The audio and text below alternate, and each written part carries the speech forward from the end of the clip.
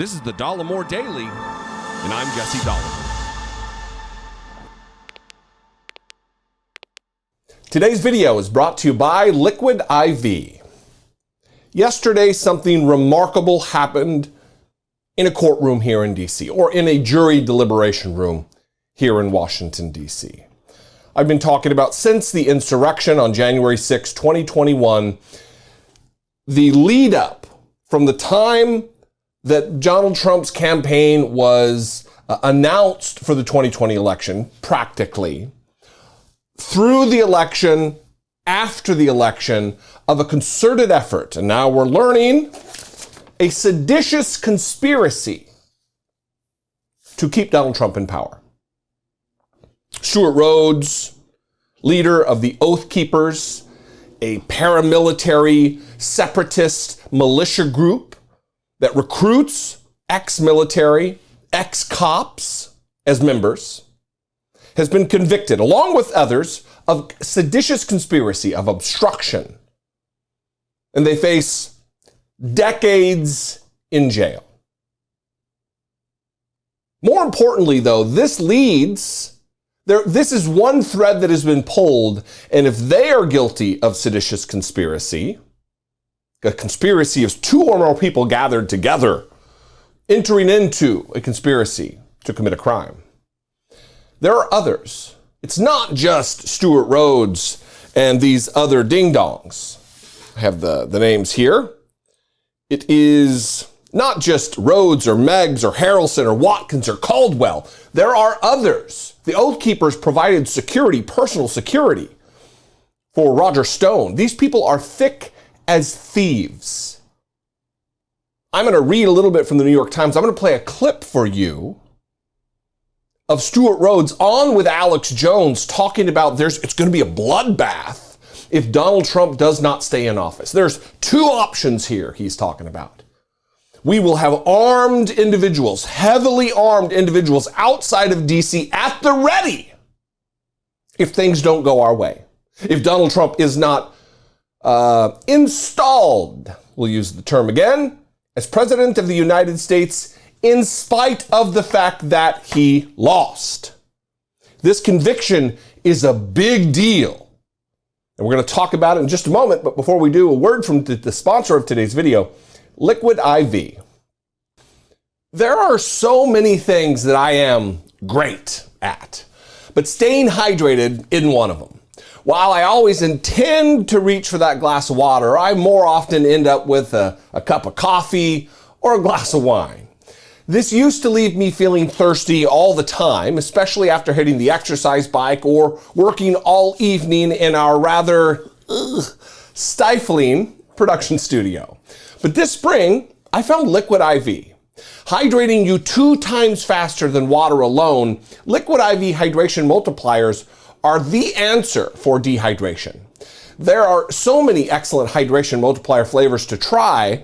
Go to liquidiv.com and use code Dollemore for 20% off plus free shipping, or simply click the link in the description below. With Liquid IV, you can send your thirst packing right away. The hydration multiplier sticks like these are easy to use and small enough to travel with anywhere. Take them on the airplane or take them with you to the gym.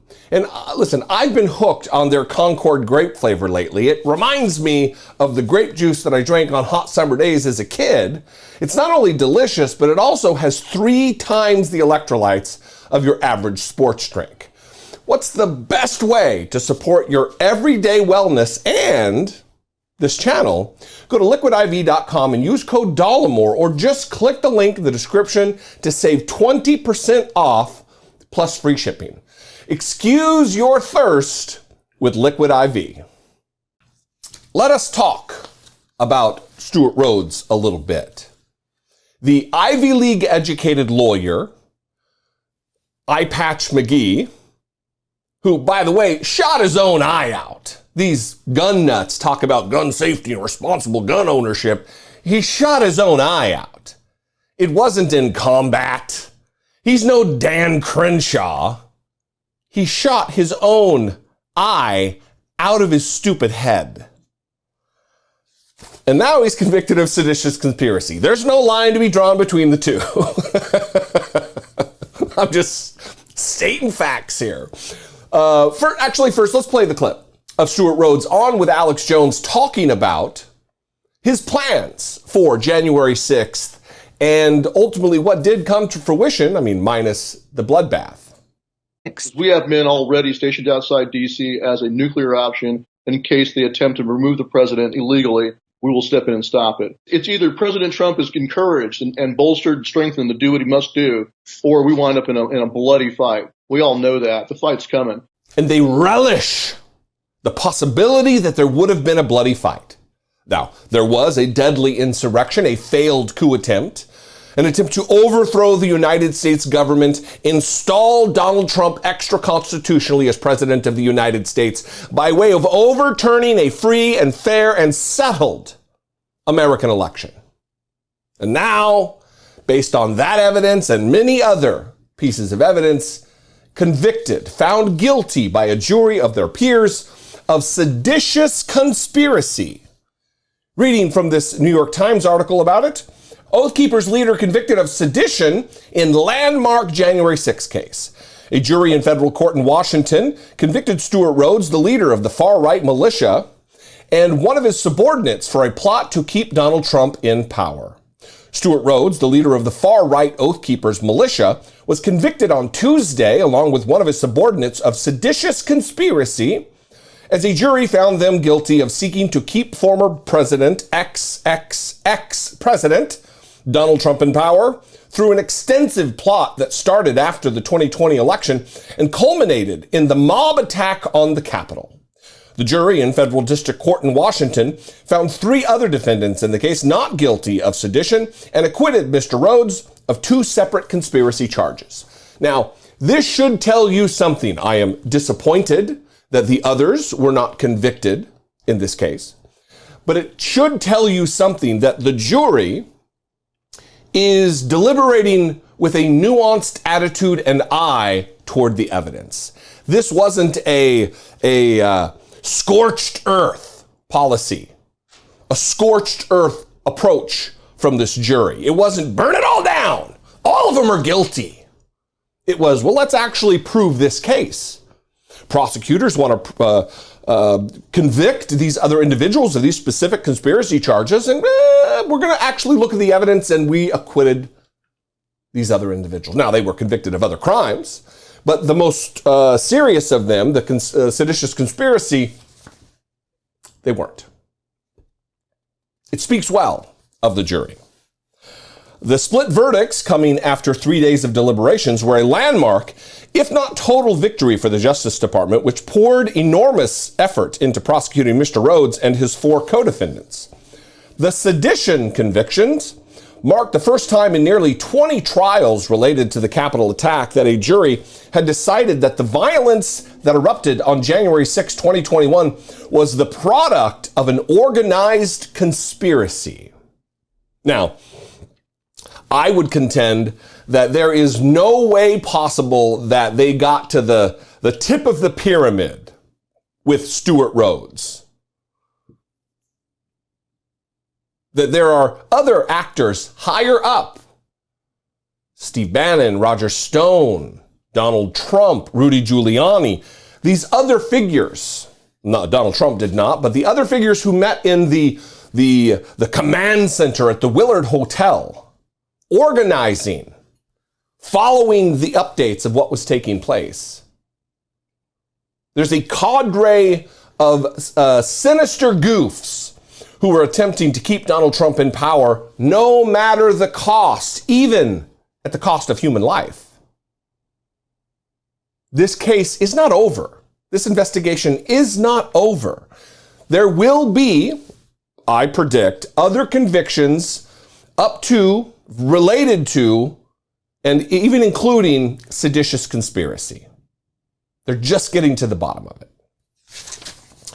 Seditious conspiracy is the most serious charge brought so far in any of the 900 criminal cases stemming from the vast investigation of the Capitol attack.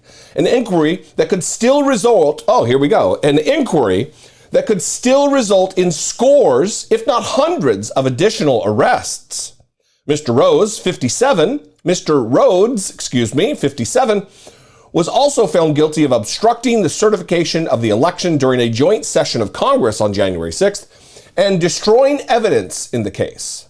On those 3 counts, he faces a maximum of 60 years in prison. Well, at the very least, Stuart Rhodes, you will be removed from the possibility of shooting your other eye out because you'll be in jail. You seditious conspiracist.